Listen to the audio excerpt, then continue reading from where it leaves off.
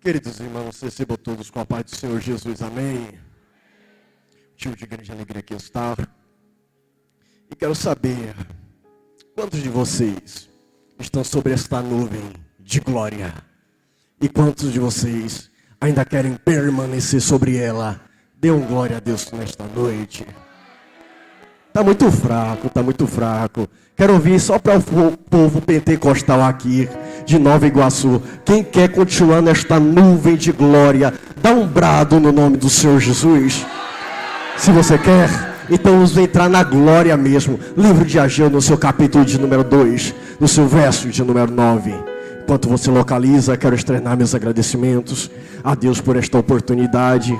Acabamos de vir nesta manhã de lá de São Paulo e tem sido uma bênção da parte de Deus. Louvar pela vida do príncipe de Deus, Renan, que Deus possa te abençoar poderosamente a cada dia. Todo o corpo de ministério, todos os obreiros da casa, todos os príncipes, ministros do Evangelho, que Deus vos abençoe. Está ali Iago, meu amigo. Ele tem sido o homem de Deus na nossa vida, que tem cuidado do nosso ministério aqui em Nova Iguaçu e no Rio de Janeiro. Que Deus possa continuar te abençoando de uma forma abundante.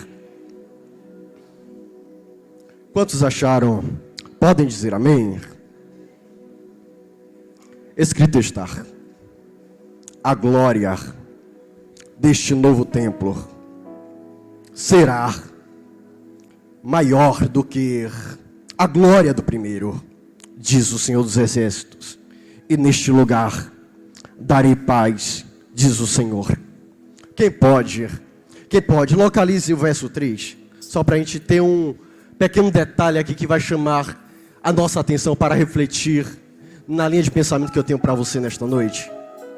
E escrito está: quem de vocês que tenham sobrevivido? Vou repetir isso aqui. Quem de vocês que tenham sobrevivido? Você que pode, nos acompanhe. Preste um minuto da sua atenção para que iramos um pensamento aqui. E eu creio que Deus vai falar com você de uma forma poderosa neste lugar. Queridos, bem verdade que todos aqui conhecem a história deste livro narrada pelo profeta Ageu, onde ele vai descrever um dos momentos em que, após 70 anos, o povo de Israel agora sai do seu período de cativeiro. E bem verdade que Ageu, junto com Zacarias, está a profetizar sobre este período, em meio a uma contrapartida de um templo agora que era proposto diante do templo de Israel, para que viesse erguer as muralhas de Jerusalém juntamente com os templos. Bem verdade que esta ordem ela foi direcionada pelo rei Ciro, após um período em que a guerra estava emplacada e o seu povo já não tinha mais alegria como antes, já não louvava mais como antes, já não tinha um momento de adoração como era antigamente. Eu começo a me imaginar em um período em que a história vai relatar em que o povo de Israel estava passando, e ele vai ser descrito pelo próprio Neemias, em que este povo estava passando por um período de cativeiro que a própria alma de Neemias se angustia, e lá no profundo da sua alma ele vai começar a entrar pelas portas do rei. E quando ele adentra sobre aquele local, ele vai estar tão triste, vai estar tão cabisbaixo, vai estar com sua face tão deprimida, que ele vai olhar diante do rei e entregar sobre ele aquilo que o rei ia logo pedindo sobre a sua taça para o seu vinho. Eu começo a me imaginar ele naquele período, a qual ele está sentado sobre o seu trono, e quando o rei ele recebe aquele vinho, vem uma pergunta no seu coração, e a pergunta é: o que foi que aconteceu, Neemias, para que o teu coração diante do rei esteja tão deprimido? E vem uma pergunta de detalhe que me chama a atenção, porque do rei, todas as vezes que deveria se adentrar, o contexto que vai ser pejorativo para trazer a respeito de todos aqueles que adentravam diante do rei era um. E qual era, Wellington? Todas as vezes que o rei adentrava para ser receptível pelos seus convidados, aqueles que entravam para estar diante dele, tinha só uma ordenança, tinha uma só obrigação. E qual era? Ser receptível com alegria diante da sua face. Eu vou repetir: tinha que ser perceptível com alegria diante da sua face. E logo me vem aqui uma complicação, porque não bate, não cabe, porque aquele que entra sabia do compromisso que ele tinha. E aqui me vem um contrito, porque aquele que entra sabia da obrigação que tinha. Todo mundo que adentrava o primeiro compromisso com ele peculiar diante do seu rei era um. E qual era? Ser receptivo com alegria dentro da sua face. Poderia vir outros com iguaria diante do rei, outros com oferta diante do rei, outros com presentes diante do rei, mas o primeiro compromisso que deveria vir sobre ele era honra. Ter, no mínimo, se oferta não fosse trazida, se não a especiaria não fosse colocada, se ouro não fosse levado diante do altar, se prata não fosse colocada diante do altar, uma só obrigação para numa reunião diante do rei ele devia se apresentar, era uma. Qual era? Alegria diante da sua face para o rei. E olha que pérola, ele só não tem um contrito na sua alma tão grande como aquele que o lhe vê consegue discernir o sentimento que estava diante dele. Vou repetir isso aqui. Não somente a angústia da sua alma era tão notória quanto a sua face refletia no sentimento a qual ele demonstrava no seu coração. E pega isso aqui, o rei lhe pergunta, e a pergunta diante do rei que era posta, diante da cultura que agora era introduzida, porque todo mundo aqui conhece que Neemias não era dentro da linhagem, não estava diante dos magistrados. Qual era ele? Do povo de Israel. Próximo, ele era escravo. Todo escravo, ao ouvir esta pergunta, no cúmulo da sua alma já tinha a sua resposta. E a sua resposta era: existe uma sentença agora para a minha vida. Só que olha a pérola do texto. Quando o rei faz essa pergunta para ele, ele passou a fazer uma oração diante de Deus. Oração esta que não me cabe a memória dizer que foram de 30 minutos, de 1 hora, de 20. Por quê? Porque a resposta é tão rápida. A resposta daquela oração foi tão rápida, de imediato a sua oração, que ele traz diante do rei. E cabe aqui para me dizer para você nesta noite, tem horas que meia hora de oração não tem o efeito que 1 minuto faz. Tem horas que uma semana de compromisso de oração não tem efeito em que 30 segundos de oração tem. Por quê? Porque Deus aceita muito mais o coração daquele que se inclina a orar do que o compromisso que por ele é estabelecido. E não há nada de errado você estabelecer compromisso diante de Deus. Não é nada de errado estabelecer propósito diante de Deus. Mas muito mais do que o propósito que você estabelece é o sentimento do teu coração mediante a oração que você estabelece para com Ele. E ele responde: como poderia que eu, neste período, viesse ter alegria diante da minha alma, já que meu povo se encontra diante de um acúmulo dentro da sua alma, uma pejorativa que vai trazer a respeito da devastação que se passava por conta das muralhas e do templo não estarem mais como antes. E lá vem a resposta do rei. Então vai diante dele. Agora começa a imaginar o rei pegando aquela resposta de Neemias e colocando uma carta diante da mesa, dizendo: agora, a partir deste momento, você tem a minha autonomia para ir diante de Jerusalém, e diante dela vai liderar a reconstrução e erguer os templos de Jerusalém. E pega esta pérola aqui. Se todas as vezes que eu viesse a meditar nesta memória, em que contrapartida que o rei vai estabelecer para com Neemias, uma palavra, e a palavra agora era para que ele saísse diante dos compromissos que ele tinha diante do templo, para ir para dentro de Jerusalém. Só que ele não sai, e pega isto aqui, ele não sai porque ele diz: os acabamentos diante do templo de Jerusalém precisam ser estabelecidos.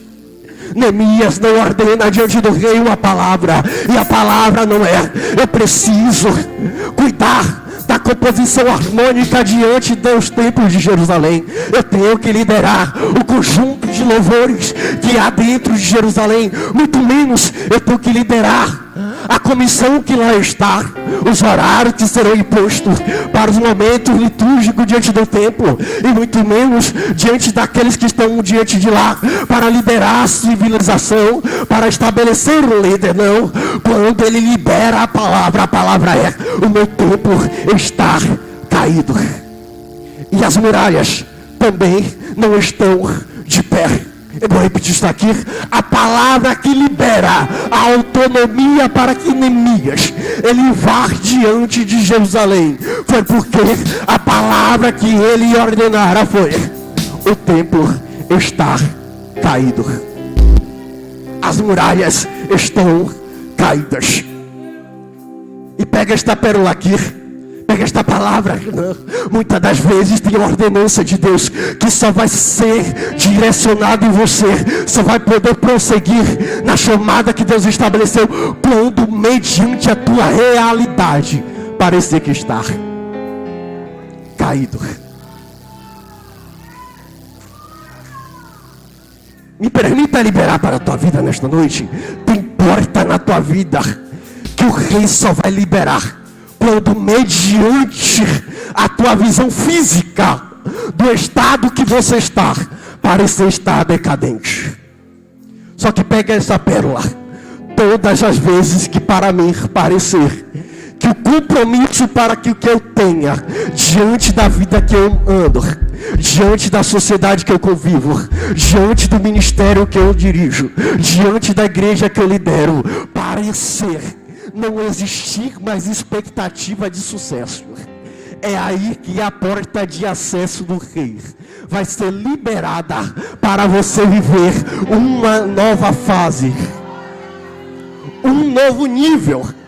É porque muitas das vezes o que é de profético não consiste com a realidade é que você está vivendo. E me permita te dizer nesta noite, me permita direcionar a palavra nesta noite para a tua vida. Tem gente que adentrou por estas portas, e mediante a casa que você está, mediante a turbulência da família que você convive, mediante as portas ministeriais que estão fechadas, para todo mundo que está olhando à volta e direcionando a palavra para você, a palavra é uma: fracasso. A palavra é uma: desistência. A palavra é uma: não vai ter sucesso. Mas me permita liberar a primeira palavra, só para você soltar o primeiro glória nesta noite. Todas as vezes que você adentrar por um cenário em que todo mundo olhar à tua volta e dizer: acabou o sucesso, é porque as portas físicas parecem estar fechadas, mas as portas espirituais. Vamos à frente, vamos à frente, vamos à frente. Neemias ele desce, e eu entro dentro desse texto para entregar, e aqui eu encerro. A palavra é direcionada, e a palavra é: a glória desta última casa, ela será maior do que a primeira. Primeiro entendimento: glória aqui descrita, glória aqui descrita não é Shekinah. Glória aqui descrita é Kavaod. O que significa, Wellington? Significa que todas as vezes que você ler dentro da cultura judaica pro Shekinah, vai ser representativo de que a manifestação da essência de Deus, ela desce, ela é direcionada a um local, a um propósito, Mas todas as vezes que você olhar e ver a palavra sendo descrita por Cavaúd, significa que não é a presença que emana de Deus, que vai descer, que vai adentrar, que vai trabalhar. Todas as vezes que você olha esta palavra sendo escrita, é porque a própria manifestação viva da presença de Deus, é ela que irá se manifestar. E qual é a diferença? A diferença é que Shekinah, aquilo que emana, fala de provisão. Só que tem momentos da nossa vida, tem níveis da nossa vida, que até o momento provisão serve. Tem estados da nossa vida, tem momentos que andamos e percorremos na nossa vida ministerial que provisão é suficiente. Mas chega momentos da nossa trajetória em que o Pai vai direcionar a palavra do alto céus e vai dizer: a partir de hoje não é mais momentos de provisão ser estabelecido para a tua vida. Por quê? Porque a partir de agora a totalidade daquilo que é de ordem sobrenatural é que vai direcionar a sua vida. E me permita te dizer, esta é a madrugada que Deus estabeleceu um divisor de água na tua história para lhe dizer: chega desta noite você andar procurando provisões.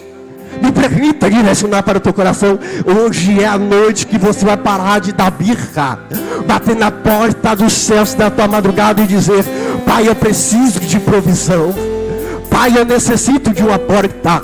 Pai, eu preciso de um refúgio. Porque esta noite que o ancião de dia direcionou uma palavra. E a palavra é: chega de provisão para a tua história. Chega de provisão para o teu ministério. Chega de provisão para os teus sentimentos. Chega de provisão para a tua faculdade. Por quê? Porque toda a totalidade já está, não vai, já está sendo liberada. Eu vou repetir: sendo liberada para a vida de quem tem boca para adorar e as mãos para erguer. E deixa-me direcionar uma palavra para o teu coração nesta noite. Deixa falar quem quer, deixa criticar quem quer. Só quem tem compromisso com quem é sobrenatural sabe do valor de uma palavra que é liberada da boca de Deus para a sua alma. E eu me permito direcionar: tem gente que nesta noite vê como cúmulo da alma do que aqui foi liberado. E qual é a palavra profética? A palavra é glória, provisão de totalidade sendo liberada. Só que ela é liberada com o propósito qual? Versos de número 3: a quem tenham sobrevivido. A quem tenham sobrevivido. Por quê? Porque quando ele libera toda a totalidade, ele não direciona primeiro para aqueles que não tenham parte com isso, mas que existe dentro de toda rede de relacionamento dois tipos de pessoas. Qual é o primeiro? Aquela que não importa quanto tempo passe, quão difícil a situação fique, quanto no acúmulo da tua alma grite pedindo socorro, mas vai ter a disposição de guerrear e de lutar e de buscar, de ter força para guerrear, ter a motivação na alma, ter ardendo a chama do Espírito. Mas vai ter também a segunda classe, qual é? Aquelas que não tem mais a força de orar como antes, que não tem a mesma força de batalhar como antes. E eu estou nesta noite ministrando uma palavra para pessoas que foram como esta, que foi liberada por Ageu no seu capítulo de número 3. Qual era esse tipo de pessoa? Era da classe que tem sobrevivido e contemplado a glória da primeira casa. A glória da primeira casa. Por quê? Porque está acontecendo um culto está acontecendo um culto. E neste culto, o tabernáculo estava posto. A arca estava erguida, o altar estava de pé, todo mundo estava celebrando, todo mundo estava dando glória a Deus. E tem uma coisa que não bate. E o que era, Elson? No meio de um culto em que todo mundo está pulando, todo mundo está saltando, todo mundo está com alegria, tem gente com lágrimas no rosto, tem gente com o rosto gemendo com tristeza, tem gente que não está conseguindo pular que nem muitos, tem gente que não está conseguindo marchar que nem muitos estão marchando. Por quê? Porque ninguém entende, ninguém está percebendo. E olha que neste contexto tem algumas pessoas que estão com olhar de crítica, olhando, dizendo: por que não marcha como a gente? Por que não louva como a gente? Por que não dá glória a Deus como a gente? É porque quem está olhando com este olhar de crítica não sabe que aquele que não está criticando é porque veio de um período em que viu e vivenciou a glória da primeira casa. Eu vou repetir: que vivenciou a glória da primeira casa. E o que acontece daqueles que vivenciam a glória da primeira casa? Quem vivenciou já um dia, batalhou e já ralou seu joelho muito nas madrugadas, erguendo o templo de Salomão.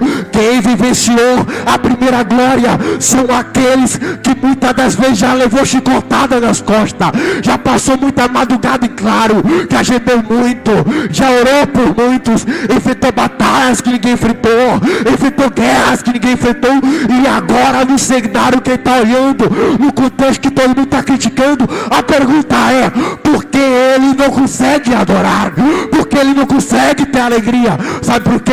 Porque dentro deste cenário ele está olhando para um lado, olhando para o outro, e a pergunta é uma: será que nós iremos uma vez mais ter que passar por tudo aquilo que um dia já passamos? Eu vou repetir: será que agora teremos que passar tudo aquilo que um dia já passamos? Olha como das guerras eu já enfrentei, olha o tamanho da experiência que está dentro da minha alma, olha quanto tempo eu já pelejei, olha quantas noites eu já passei. Só que agora eu não tenho mais a força de antes, eu não tenho mais a disposição de antes. Quem dera se eu tivesse a motivação que eu tivesse antes, mas não tenho. O tempo passou, não tenho a mesma voz para pregar, não tenho a mesma voz para louvar. E neste contexto, o que mais me contempla perceber é uma coisa para todo mundo, em que começa a olhar e perceber que vai ter que passar pelo mesmo processo em que um dia já passou. Existe só um problema contrito na alma. E qual é? Eu estava preparado para tudo, poderia vir qualquer coisa, mas o que mais complica dentro de uma geração que estar aqui é olhar para o cenário vindo à sua frente, dizendo: vou ter que passar por isso novamente, vou ter que passar por esta guerra novamente. Se fosse qualquer um eu estava de pé, mas por essa não tenho a mesma guerra de antes, não tenho a mesma força de antes, não tenho a mesma alegria de antes. Só que enquanto tinha esse contrito na alma, enquanto alguns estavam criticando, enquanto alguns estavam se perguntando o porquê daquele choro, eu começo a ver um homem que começa a se levantar das cinzas e começa a ir em direção a estes homens. E o seu nome era Ageu, e a primeira palavra liberada para ele é: receba força. Eu vou repetir: receba força. O Elison, por que Deus primeiro não libera através de Ageu ouro, nem prata, nem bronze, e muito menos demais a glória? Por quê? Porque muitas vezes você percebeu que diante daquilo que você está vivendo, da luta que está dentro da tua alma, ouro não dava, prata não resolvia, pular não resolvia, marchar não resolvia. Mas o Pai sabia e sabe como está teu coração nesta madrugada. Você ouviu aqui muitos louvores, você ouviu muitas palavras ministradas por muitos homens de Deus, mas só o Pai sabe como vai sair você daqui no meio desta madrugada. E eu vim como boca de Deus para profetizar com graça para a tua vida. Deus está muito mais interessado em liberar força para que ademais de profetizar aqui, de marchar aqui, de ministrar aqui, amanhã você não conseguir ficar de pé. Depois de amanhã você conseguir ficar de pé, vem o Rock in Rio aí, e você olha e diz: aqui não tem. Posso não marchar como muitos, posso não profetizar como muitos, mas eu tenho bala na agulha. Vem Rock in Rio, vem carnaval, pode vir o que quiser, macumba não me para, funk não me para, roda nenhuma vai me parar, e eu vou liberar com graça para a vida de crente que chegou aqui e não tem muitas forças, mas o Pai me direcionou, e a palavra é uma: vai receber hoje um manto de força para o teu coração agora.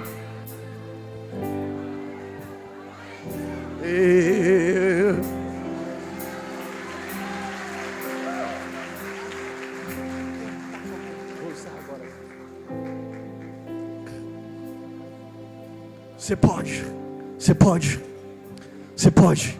Aproveita esse irmão que está ao teu lado. Pega na mão dele, pega na mão dela. E direciona para ele, direciona a palavra, essa palavra que eu vou encerrar. Direciona hoje.